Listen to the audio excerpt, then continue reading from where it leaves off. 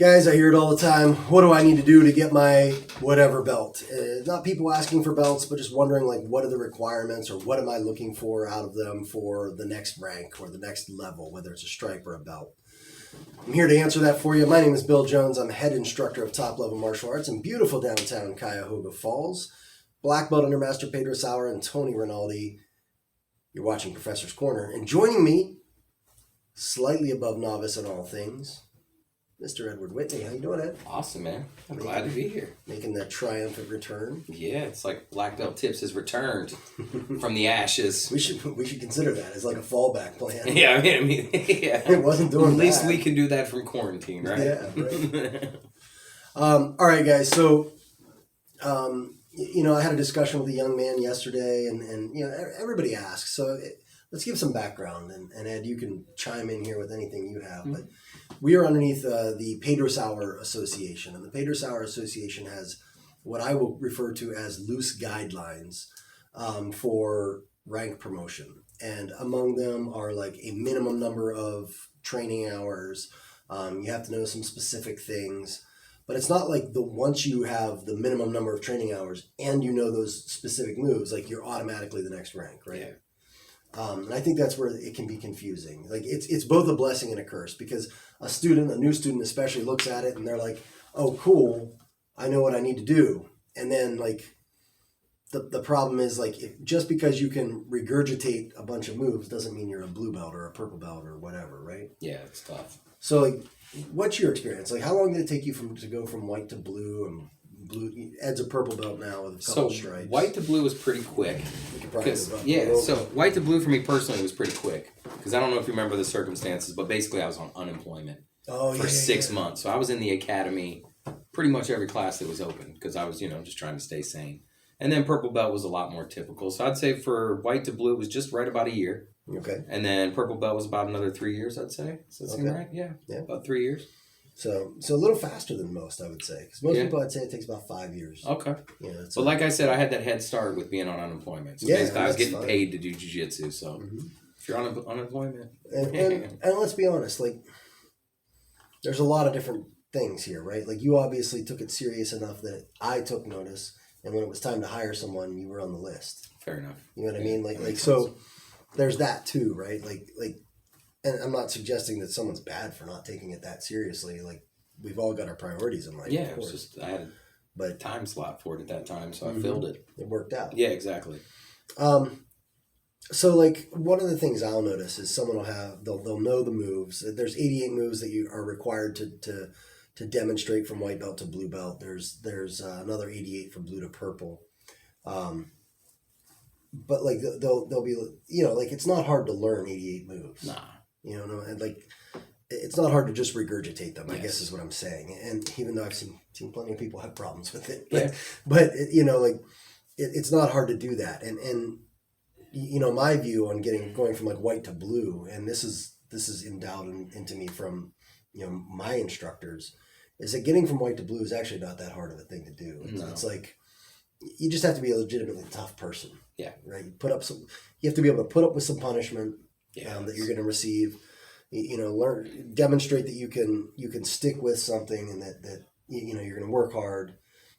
Show a base level of skill. And so something which you said a second ago, I've actually seen the reverse as well.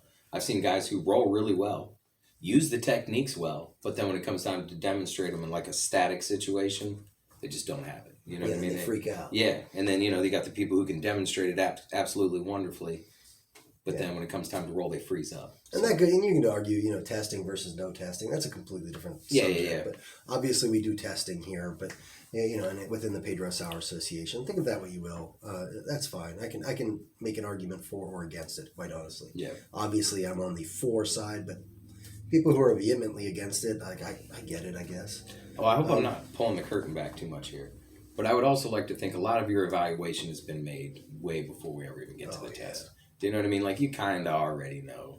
Unless they just, really, show something in the test to prevent them. But for the most part, it's my experience that you've been watching them for weeks, months. Yeah, and not to get too far off track, but the test, I don't want to say that it, like, my evaluation has been made necessarily, but my decision as to whether or not they should even be testing has been made. Yeah, right? fair enough. Like I'm not going to put you in front of a test if I think you're going to fail. Exactly. I guess that's what I was trying to say. I wouldn't set someone up for failure like that. Yeah. But I also want to see how people do under some pressure. Yeah. You know, like.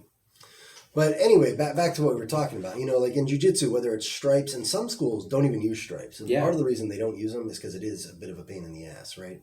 Like Pedro Sauer has a minimum requirement, and I think that always, in a student's mind, can be a challenge because it's like I got 10 classes. Our minimum for blue belt and above is a minimum of 100 classes, minimum of 100 hours of training, and 30 days, and 6 months per stripe. So that's the other part is people will be like, oh, I have 300 classes or I have 300 hours, and it's like that's awesome, and you're going to be really skilled because of that. But you also have to have that minimum of 6 months, and you know there's also the average person who maybe gets 100 hours in 12 months. Yeah, that's... you know, and it just takes that much time. Yeah. So it's not just about how many hours you get. It's not just about the moves you can regurgitate, because the other part of it for me and what I believe is that going from blue to purple, you have to be a legitimately dangerous human being. Like to me, that's a point. Like to me, I can't if I don't think you can actually defend yourself on the street. The street with a Z, streets. Oh wow! But if you can't, if I don't think you can handle yourself in a one-on-one encounter, let's forget about weapons. Let's forget about all that for now. Obviously, those things complicate the situation tremendously. Yeah. But just someone's trying to beat you up. Can you defend yourself? And I don't think the answer is yes. Then you're not going to get a purple belt. It's just not going to happen. You need to be able to deal with that. That's part of it. And then the other part is jiu-jitsu is an art form. And if you're still just regurgitating what other people have shown you, and I don't see you start like learning to work with your own body style and your own movement and your own, like, then you're probably not ready yet either. It makes perfect sense. You know what I mean? Yeah. Usually a purple belt has one or two moves, maybe more, that they're pretty dangerous with, right? Like even a black belt, if they get into a purple belt's A game, can get caught. Yep. And that's just simply not the case with a blue belt. That's fair, yeah. It's just not on the regular anyway. Yeah. You might get caught every once in a while, but like depends on. You're going to say, okay, I see this trick coming, but like with a purple belt, they've got an A game, and that A game is legit, and I think that's another component of it that people don't get, and that maybe they should think about more. Yeah. So like, what do you think took you from blue to purple? Do you remember anything that like a moment or a day where you were like, and maybe you already had your purple belt because that's another whole discussion, but like a moment where you were like, okay, I'm something definitely changed. So to answer your question simply, no. But mine was a little different. I came in, so for me in like 1993, I had decided at some point I was going to do jiu-jitsu. And then after like my third or fourth day, I had already just decided that I was just going to do this forever. Do you know what I mean? So it was just a matter of creating the means and making sure that I had time in my life to just keep coming. Do you know what I mean? So, and I kind of like right before my blue belt, I just decided I was going to quit Karen.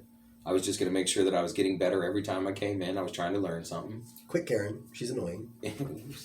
Karen gets a bad rap. She looks out for plenty of good Karens out there. She's keeping keeping us us Karen, safe. I'm sure you're wonderful. Yeah, just leave the managers alone. Everything will be okay.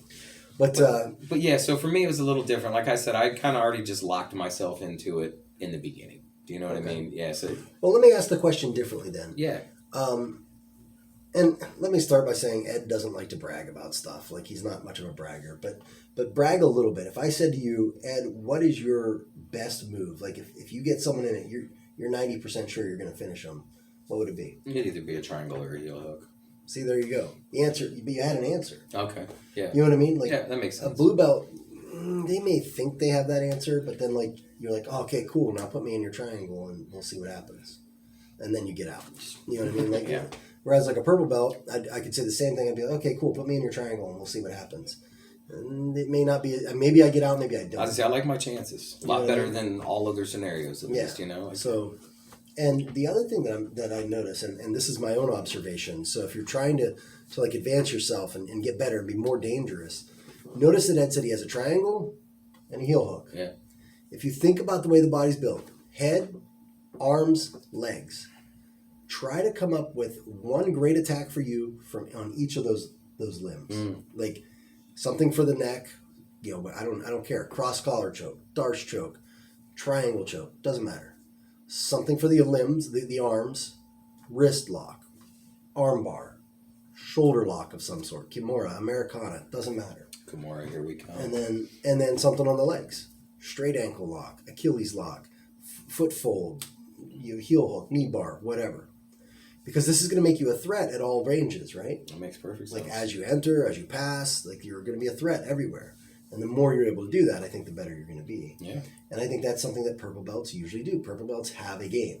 Okay. You know what I mean? That makes sense. Like this. And then moving from purple to brown, and you're kind of already on it. So you're midway into purple. You're already way into purple. Yeah. But like going into purple, maybe it was just the triangle. It was just the triangle. Yeah. There you go. That was all it was. Yeah. You know, that's pretty typical. Yeah. And triangle is actually a really popular one. Okay. Because it works. It's not because it's bad. It's because it works. You know what my logic was? Is I could do it from basically any position. I was looking for a move that I could hit from everywhere. Mm-hmm. And it was... And I think that if I asked purple belts, brown belts, black belts about their favorite moves, they would say that no matter what the move is. Yeah. Like if we talked to Kendall, I'd be like, what about the crucifix? I can hit that from just about anywhere. That makes perfect sense. Yeah. You know what I mean? That's like, very logical. That's just what you gravitate toward. Yeah, that makes... You learn ways to do it. For me, it was the Kimura. And still to some degree is. I feel pretty comfortable if I have a Kimura grip. Yeah. But anyway, now if I ask that same thing of brown belts, they're going to have more moves. Yeah. Like you have 2, maybe a brown belt has 3 or 4 that they can sense. slip into and out of and feel like they hit from anywhere. And a black belt maybe has 5 or 6, and so forth and so on. Yeah. And then I would say that like as you get better, it's not the 1,000 techniques right. It's the one technique you've done 1,000 times. Yeah. Like you're going to have, like you said, you can get to it from anywhere. Yeah. All you need is to create that situation where you need to get that arm in. One in, one out. Yep. You feel like you're in a good shape. Yep. So and I would argue it's the same for anything. So if you're out there and you're saying, man, what do I need to do? What do I really need to do to get better at this, to get to my black belt? Find something that is uniquely yours. And it doesn't mean the move has to be unique. For some people, they just have a unique move set that they do. Like I have a student and instructor here at the academy named Kendall. Kendall does crucifix. It's kind of his thing. But like for some people, it's just a Kimura. It's just a collar choke. I met a lot of killers with collar chokes. It doesn't have to be fancy. It doesn't have to be anything. That, and you should be moving with your body style. So if I still see you fighting your own body when you're moving, that tells me you're probably not ready to go to purple belt. Does that make sense? Yeah. You ever experienced that? Where, a lot. Yeah. You're like, man, why aren't I going anywhere? It's because you're just hammering in that nail. That's just not something I learned in purple belt that I didn't realize earlier was that not every move is for everybody. Like there's just some moves that that just some dude who's 340 pounds isn't going inverted. It's just not for him. That doesn't mean he can't technically understand it. Yeah, exactly. He's got to defend it. You still need to know. He's doing. Yeah, you still need to know it. I haven't gone inverted since 220. I just don't do it anymore. Took me a second. I was like, dude, it is 2020. What are you talking about? You're so sweet. Yeah, gotcha. All right, so I don't know. Is that helpful? Do you think that's helpful to people? At the very least, we both talked. But no, I thought it was very helpful. We've made sound, and it's recorded. Exactly. I learned If you like the sounds we record, subscribe. I don't know if you noticed I spaced out after you said arms, and I was just thinking, I'm like, what arm attack am I going to learn? I need an arm attack. What is it? And I was immediately like, Kimura. My recommendation is Kimura. I was like, Kimura, here we come. Because it's got that grip. Because you get the Kimura, and you've got, sweeps from the Kimura, you've got the legs, you've Yep. got the back, you've got the arms, you've got the mount, you've got so many things. Yep. Yep. But like, see what I mean? Like that's definitely a position that when I get to it was at the very least helpful for me. So hopefully they got the same thing out of it. So guys, if you're out there and you're wondering, man, what do I do next? What do I need? Hopefully this is helpful to you.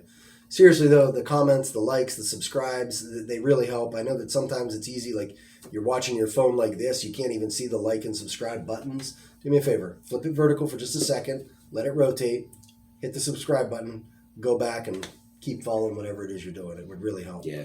We're trying to get to 1,000 so that we can do some live videos too and do some live feeds. That'd be cool. Yeah, that would be fun. So guys, thanks for everything. Talk to you later. Peace out. Thanks for watching.